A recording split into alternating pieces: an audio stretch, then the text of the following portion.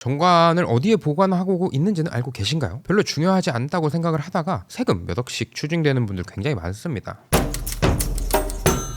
안녕하세요. 컨설팅 전문 세무사 박정현입니다. 법인을 운영하시는 대표님들은 정관이라고 한다면 한 번쯤 들어보셨을 거예요. 당연히 들어보실 수밖에 없는 게 법인을 설립하려면 정관을 필수적으로 작성해야 하거든요. 이렇게 법인 설립 시 만든 정관 아직도 창업 때 그대로이신가요? 아니면 정관 어디에 보관하는지도 모르고 계신가요? 정관 하나 잘못 관리해서 수억 원의 세금을 추징당하는 사례가 비일비재합니다. 오늘은 법인 운영의 핵심 기준인 정관을 제대로 관리하지 않았을 때 발생할 수 있는 세 가지 케이스의 상법상 문제 그리고 세금 추징 위험성에 대해 파헤쳐 보도록 하겠습니다.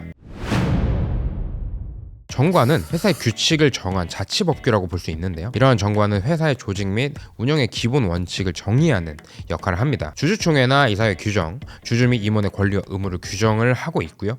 이러한 정관 규정은 세무처리의 중요한 판단 근거로 작용을 하게 되죠. 정관에 규정이 제대로 되어 있지 않은 경우에는 세금을 추징당하기도 하는데요. 어떠한 위험성이 있는지 함께 알아보시죠. 첫 번째 사례는 임원 보수 및 퇴직금 규정이 미비된 경우입니다. 정관에 명확한 지급 기준이 없이 임원에게 과다한 보수를 지급하거나 퇴직금을 지급한 경우로 볼 수 있는데요. 임원은 직원과의 연봉 협상과 동일한 절차로 임원의 보수를 설정했더라도 인정받을 수가 없습니다. 특히 국세청에서는 정관에 명확한 지급 기준이 없는 임원 보수와 퇴직금은 비용으로 인정이 불가하다고 판단을 합니다. 결과적으로 임원에게 지급한 금액에 대해 비용 불인정을 받게 되고요. 법인세와 가산세를 추징하게 되다 보니까 정관 내 구체적인 보수, 퇴직금 지급 규정 유무를 체크하는 시간을 가지셔야 합니다. 두 번째 사례는 자기주식 취득 절차 및 목적을 위반한 경우인데요. 자기주식은 법인이 발행한 주식을 법인 자체가 보유하는 주식을 말합니다. 일반적으로 법인 컨설팅을 하기 위해 자기 주식을 만들어서 소각을 하거나 처분하는 경우가 다소 있죠. 그런데 만약 정관에 자기 주식 취득을 허용하는 조항이 포함되어 있지 않다면 자기 주식을 취득하는 행위 자체가 무효가 될 수 있으니 없다면 주주총회를 통해 정관 변경 절차가 선행되어야 하죠. 이러한 규정 없이 자기 주식을 취득하고 소각한다든지 하는 행위가 있는 경우 국세청에서는 주주에 대한 의제 배당이나 업무무관 가지급금으로 보아 과다한 소득세를 추징하고 가산세까지 납부해야 하는 결과가 나오기도 합니다. 따라서 이사회 결의나 주주총회, 채권자 보호 절차 등 자기주식 취득에 필요한 절차뿐만 아니라 정관에 자기주식 취득에 대한 근거 규정이 있는지 반드시 체크하셔야 합니다. 세 번째 사례는 배당 관련 규정이 미비한 경우인데요. 배당 또한 정관에 명확한 근거가 있어야 하며 특히 정기 배당이 아닌 연중에 실시하는 중간 배당의 경우 정관에 조항을 만들어 놓지 않는 경우가 꽤나 많이 보이죠. 그래서 국세청에서는 정관에 근거가 없는 중간 배당에 대해 주주에 대한 업무무관 가지급금으로 보아서 법인세를 추징하고 있습니다. 결국에 내가 적절하게 수령했다고 생각한 배당도 다시 법인에 반환해야 하는 불편한 결과를 초래할 수도 있죠.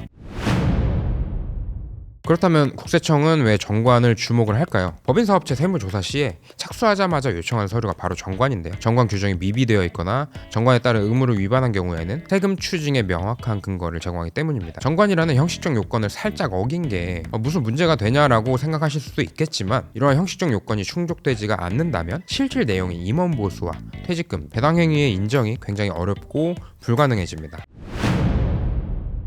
그렇다면 내 회사 정관이 어디 있는지 당장 찾아보시고 점검하셔야 되겠죠. 상법이나 세법 개정사항에 맞는 정관 개정은 당연히 필수이고요. 창업 초기 정관이 현재 상황과 맞지 않는 경우가 굉장히 많습니다. 미리 정비를 해서 미래의 세금 폭탄이나 법적 분쟁을 방지하셔야 할 텐데요. 정관을 변경하기 위해서는 주주총회 특별 결의를 통해 의결을 하여야 하고요. 중요한 변경 내용을 담고 있는 경우에는 효력을 위해 공증하는 절차도 필요하기 때문에 미리미리 준비해야 합니다. 정관은 법적 근거를 통해 바꾸어야 하는 부분으로 대표님이 셀프로 체크하기 어렵겠죠. 그렇기 때문에 같이 체크하시면 편한데요. 임원 보수와 퇴직금 규정은 구체적으로 작성이 되어 있는지, 자기주식 취득 관련 규정이 있는지, 정기 배당 및 중간 배당에 대한 규정과 절차가 명확한지, 그리고 정관의 최종 개정일은 언제인지 한번 체크를 해보시고요.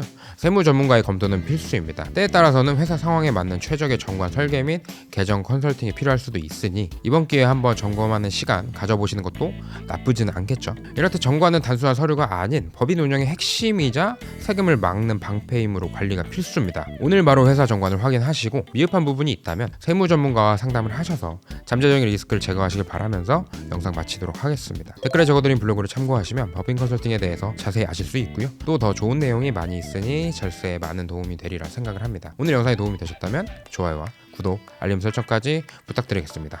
감사합니다.